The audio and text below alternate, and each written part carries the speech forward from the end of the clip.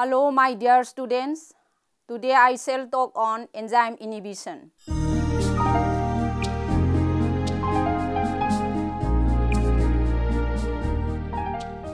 Enzymes are highly specific because each enzyme usually catalyzes one particular kind of reaction, whereas a non-biological catalyst, organic or inorganic, such as finely divided platinum, catalyzes a wide variety of reactions.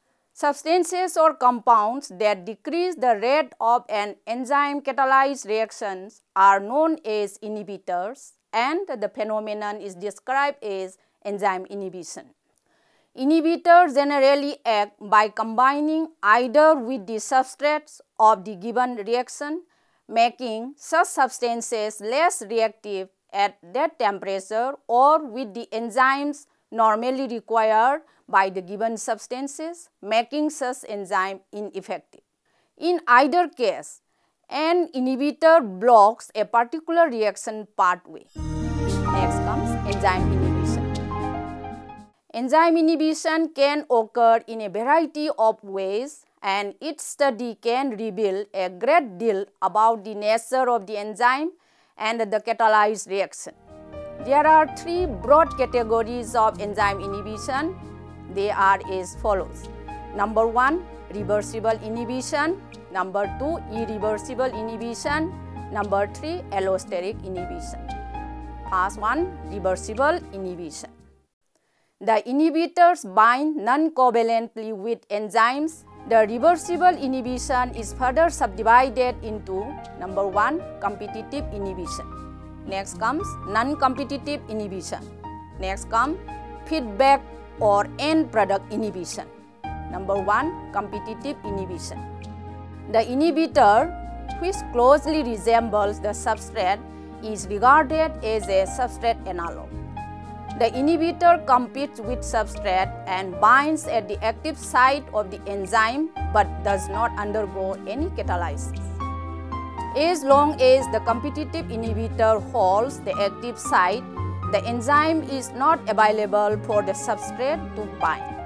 During the reaction, enzyme-substrate complex and enzyme inhibitor complexes are formed as shown below. Enzyme react with substrate to form enzyme-substrate complex. Enzyme-substrate complex dissociate into enzyme plus product. Enzyme react with inhibitor to form enzyme inhibitor complex. Example number 1.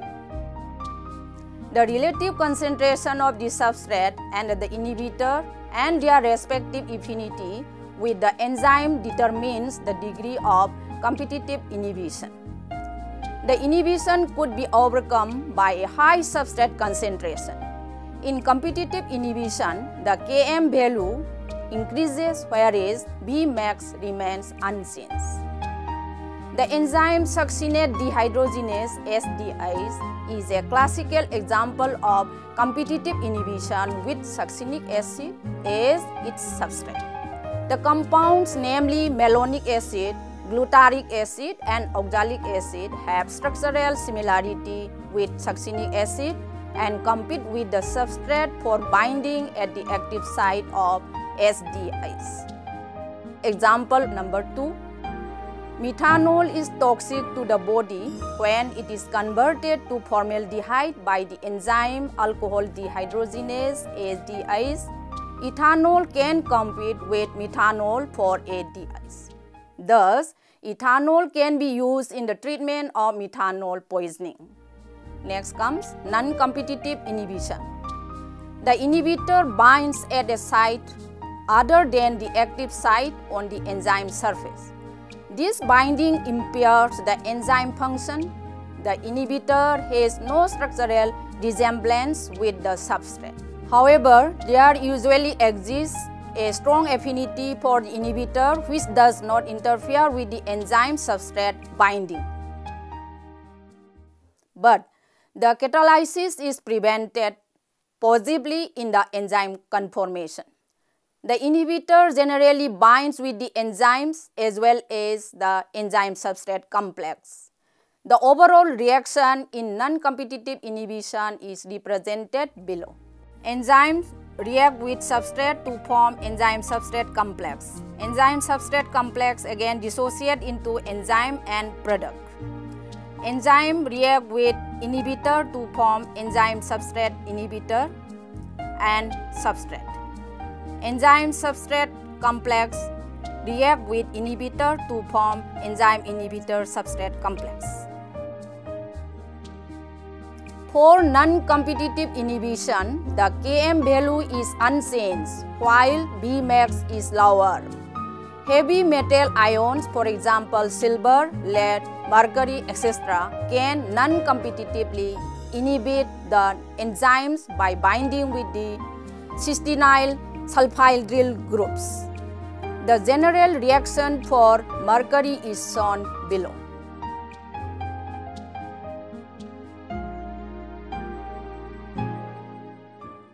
Heavy metal also leads to the formation of covalent bonds with carboxyl groups and histine, often resulting in irreversible inhibition.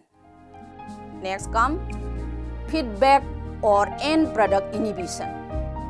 When the end product of a reaction serves to prevent the formation of one of its own precursors by inhibiting the action of enzyme catalyzing the very reaction, the inhibition is called feedback inhibition. The inhibition of conversion of A to B by X would be such an inhibition. Here, X, the ultimate product of the reaction, serves to prevent the formation of one of its own precursors, B, by inhibiting the action of enzyme A, which catalyzes the change from A to B. In this instance, enzyme A can be called the pacemaker since the entire sequence is effectively regulated by it. An actual example is the formation of cytidine triphosphate (CTP) from aspartic acid and carbamyl phosphate in E. coli. As the critical concentration of CTP is built up, the triphosphate slows down its own formation by inhibiting the enzyme aspartate transcarbamylase (ATCase), which catalyzes the pacemaker step of its own synthesis. When the concentration of triphosphate is sufficiently lowered by metabolic utilization, inhibition is released and its synthesis is renewed. Next comes irreversible inhibition. The inhibitors bind covalently with the enzymes and inactivate them, which is irreversible. These inhibitors are usually toxic poisonous substances. Lodoacetate is an irreversible inhibitor of the enzymes like papain and glyceraldehyde 3-phosphate dehydrogenase. Lodoacetate combines with sulfhydryl SH groups at the active site of these enzymes and makes them inactive. Diisopropyl fluorophosphate DFP is a nerve gas developed by the Germans during Second World War. DFP irreversibly binds with the enzymes containing serine at the active site. For example, serine proteases, acetylcholine esterase. Many organophosphorus insecticides like malathion are toxic to animals, including man, as they block activity of acetylcholine esterase, essential for nerve conduction, resulting in paralysis of vital body functions.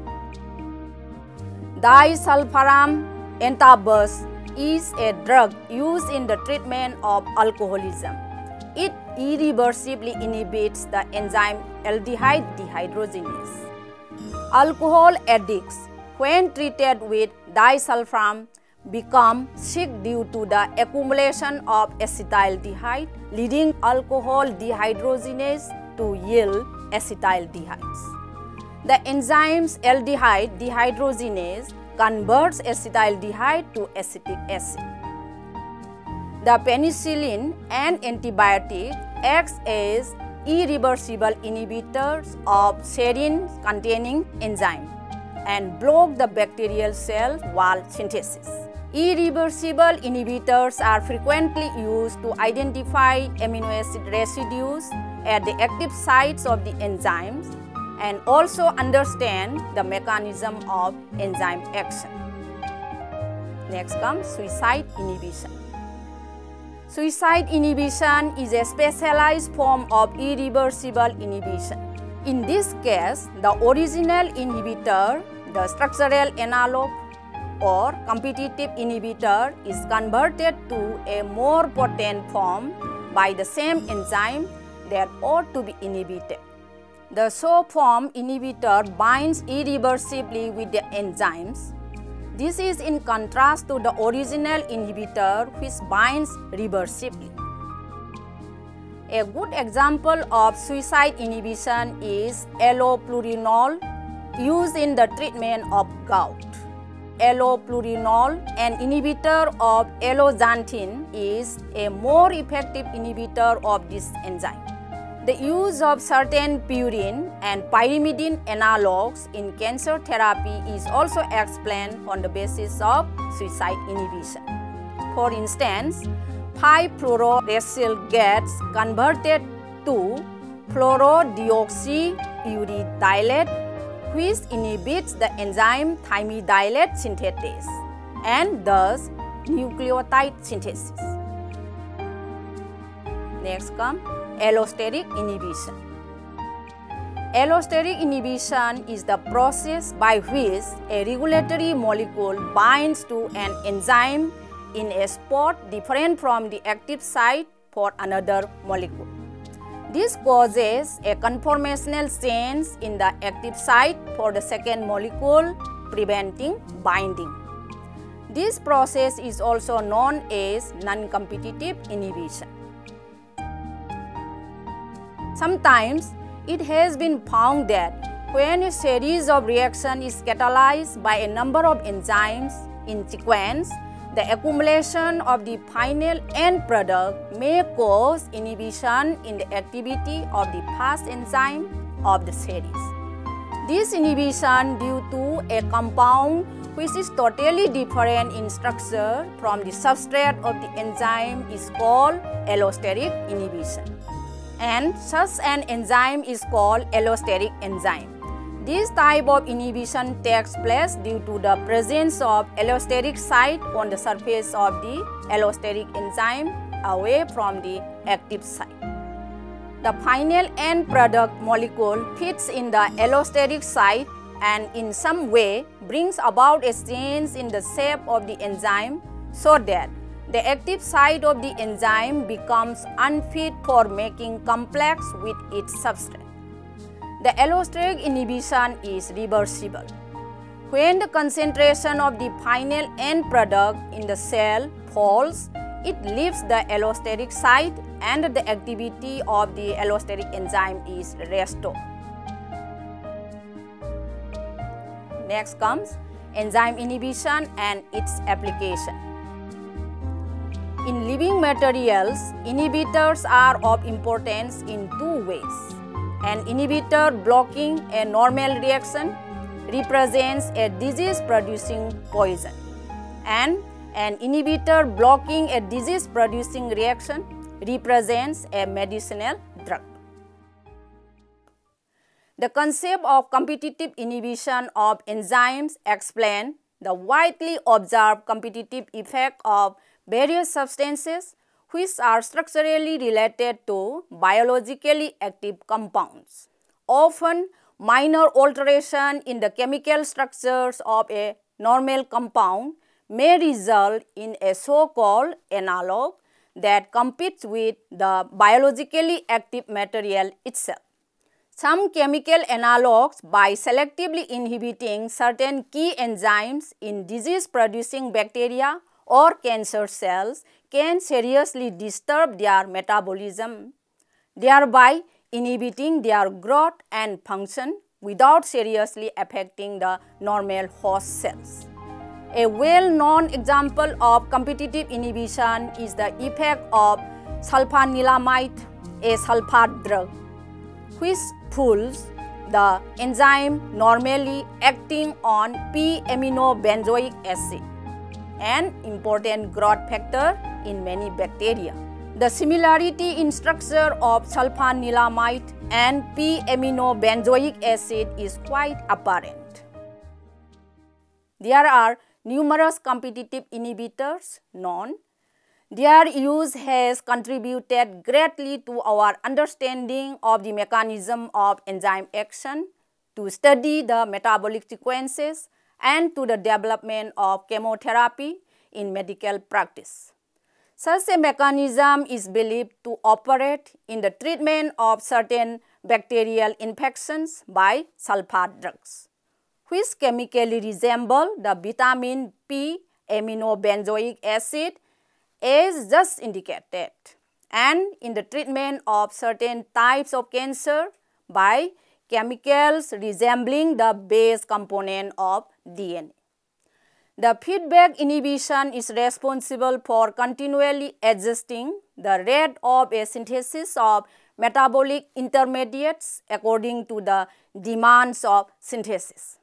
Usually, an end product inhibits an early reaction in its synthesis, thereby avoiding the formation of several intermediates which would be wasteful to the cell. Conclusion. From the above discussion, it is concluded that substances or compounds that decrease the rate of enzyme-catalyzed reaction are known as inhibitors, and the phenomenon is described as enzyme inhibition. Inhibitors generally act by combining either with the substrates of the given reaction, making such substances less reactive at that temperature, or with the enzymes normally required by the given substances, making such enzyme ineffective. In either case, an inhibitor blocks a particular reaction pathway. The concept of competitive inhibition of enzyme explains the widely observed competitive effect of various substances which are structurally related to biologically active compounds. Often, minor alteration in the chemical structure of a normal compound may result in a so-called analog that competes with the biologically active material itself.